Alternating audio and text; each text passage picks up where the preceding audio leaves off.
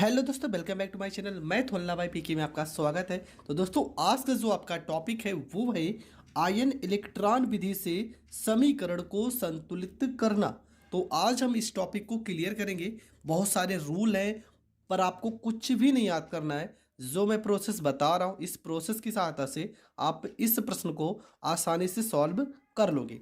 तो ज़्यादा टाइम नहीं बर्बाद करेंगे, बढ़ते हैं प्रश्न की ओर। तो सबसे पहले, अगर आपका प्रश्न यहाँ पे कुछ भी दिया है, ठीक है, देखो यहाँ पे प्रश्न में आपको सबसे पहले दो तीन चीज़ों को इग्नोर करना है। यहाँ पे देखो H प्लस लिखा है ना, तो इससे आपको कोई मतलब नहीं है। बस इससे आपको एक चीज़ का मतलब है। अगर यहाँ पे H प्लस लिखा है तो मतलब समीकरण आपका जो है वो अम्लीय माध्यम में है। ठीक है, बस आपको इतना पता होना चाहिए। अगर प्रश्न में H प्लस आयन दिया है तो आपको इतना ही समझना है कि यह समीकरण जो है वो अम्लीय माध्यम है। ठीक है, इससे ज़्यादा आपको कुछ नहीं जानना है। यहाँ पे H2O लिखा होगा, इससे भी आपको कोई मतलब नहीं है। मतलब H प्लस लिखा होगा पूरे प्रश्न में कहीं पर भी, आपको इससे मतलब नहीं है। H2O लिखा होगा, इससे मतलब नहीं है। बहुत सारे प्रश्न ऐसे होंगे जहाँ पे OH माइनस आयन लिखा होगा, तो आपको इससे भी मतलब नहीं है। बस आपसे ये सिर्फ जानना है कि अगर H प्लस लिखा होगा तो अम्लीय माध्यम होगा, और OH माइनस आयन लिखा होगा तो क्षारीय माध्यम होगा। बस आपको इतना पता होना चाहिए कि सवाल जो है वो अम्लीय माध्यम का है कि क्षारीय माध्यम का है। अब देखते हैं कौन सा समीकरण है। देखो, समीकरण में minus ion plus plus minus कुछ इस तरह से अगर लिखा होगा तो ये आपका आयनिक समीकरण है। ठीक है, कौन सा समीकरण है? तो ये आपका आयनिक समीकरण है। ये भी आपको पता होना चाहिए। दो तीन चीज़ें मैं जो पहले बता रहा हूँ ध्यान से सुनना है, और आप अगर चाहें तो किनारे लिख भी सकते हैं। अगर प्रश्न में H प्लस लिखा है, H2O लिखा है, OH माइनस लिखा है, तो आपको इन तीनों चीज़ों को इग्नोर करना है। इन तीनों चीज़ों से आपको कोई मतलब नहीं है। हाँ, H प्लस अगर लिखा होगा तो ये प्रश्न आपका अम्लीय माध्यम में होगा, मतलब जब इसको हम सॉल्व करेंगे तो H प्लस आना चाहिए।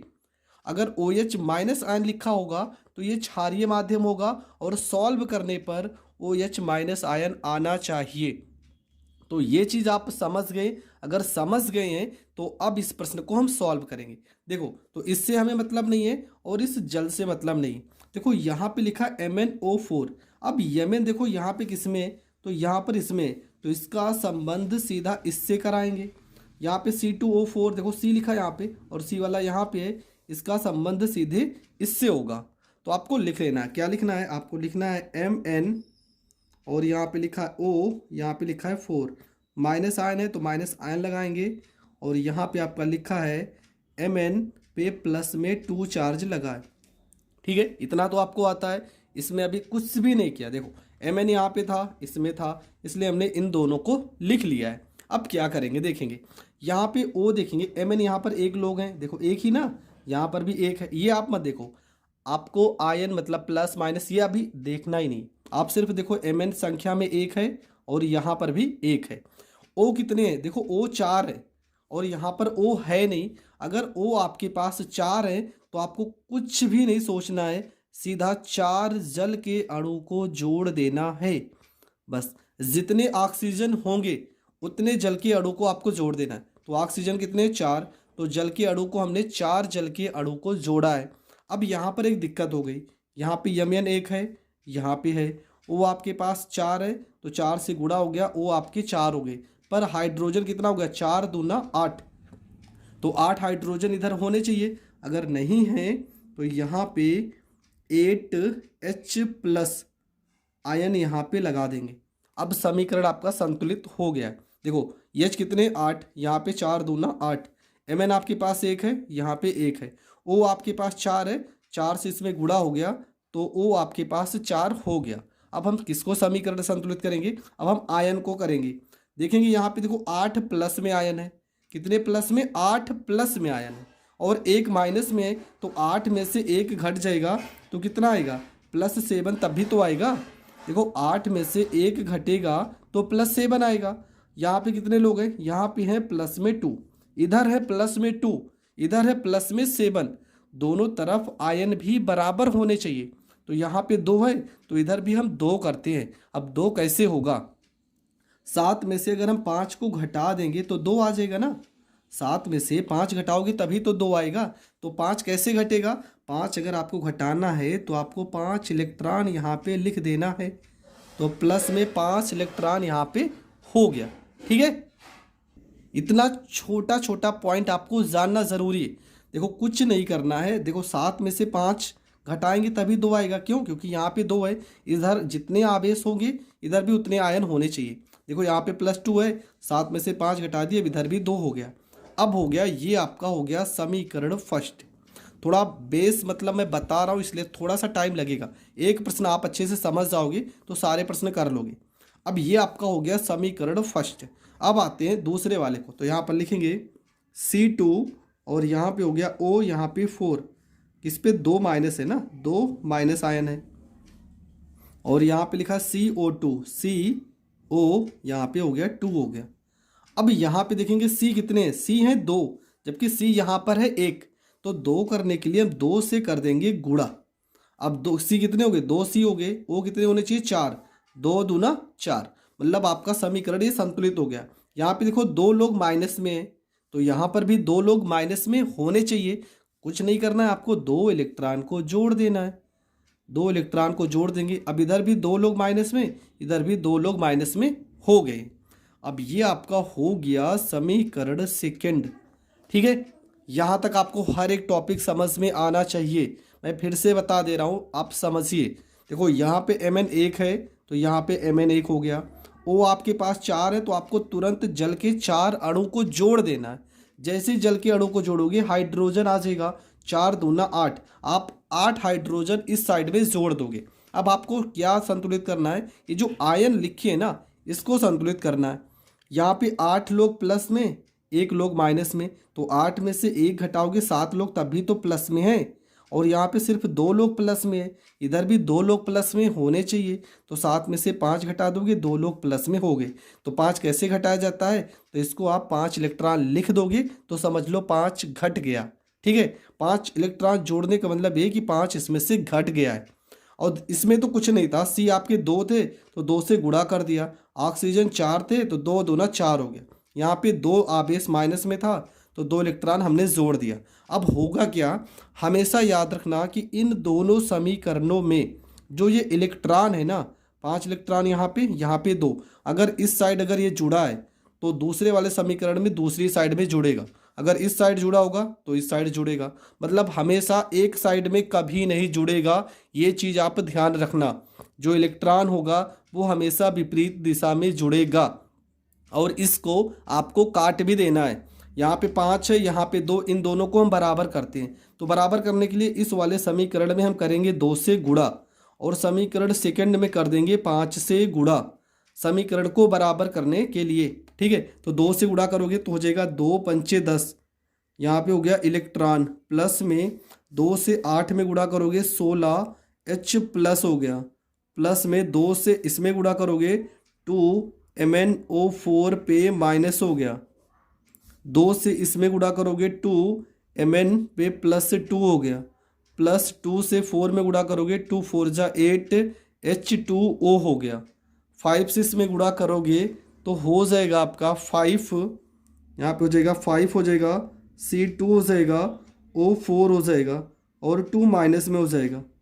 5 से 2 में गुणा करोगे 5 2 जा 10 हो जाएगा, CO2 हो जाएगा, प्लस में 5 2 जा 10 हो जाएगा और यहाँ पे 10 इलेक्ट्रॉन हो जाएगा।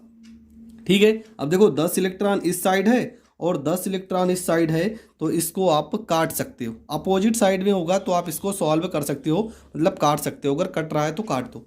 यहाँ पे क्या बचा? तो यहाँ पे बचा आपका 2 MnO4 पे माइनस, प्लस में 5 C2O4 पे 2 माइनस, प्लस यहाँ पे 16 H यहाँ पे प्लस, यहाँ पे हो जाएगा 2 Mn पे प्लस 2, प्लस में 10 CO2 प्लस 8 H2O। ठीक है, ये आपका हो गया समीकरण। अब देख लेंगे, यहाँ पे फिर से आप मिला सकते हो। देखो Mn 2 से गुणा है, मतलब 2 Mn है, तो यहाँ पे 2 Mn है। O आपके पास 2 चौको 8, कितने हो गए, 2 चौको 8 और 5 चौको 20, 20 और 8 28। तो यहाँ पे 10 दूना 20, 8 से गुणा 28। आपके पास C2 कितने, 5 दूना 10, तो 10 यहाँ डायरेक्ट हो गया। 16 H प्लस है, 8 दूना 16। यहाँ पे H प्लस आना चाहिए। क्यों आना चाहिए, क्योंकि प्रश्न में अगर H प्लस आयन है तो इसका मतलब होता है कि अम्लीय माध्यम में है, तो आपका जो समीकरण होगा उसमें भी H प्लस होना चाहिए, तो ये भी आपका अम्लीय माध्यम होगा। तो ये होता है इस प्रश्न को सॉल्व करने का तरीका। मैंने बहुत ही आसानी से एक एक पॉइंट आपको बताया है। 100% आपको समझ में आ गया होगा। अगर फिर भी नहीं समझ में आ रहा है तो एक प्रश्न को और हम सॉल्व करती हैं।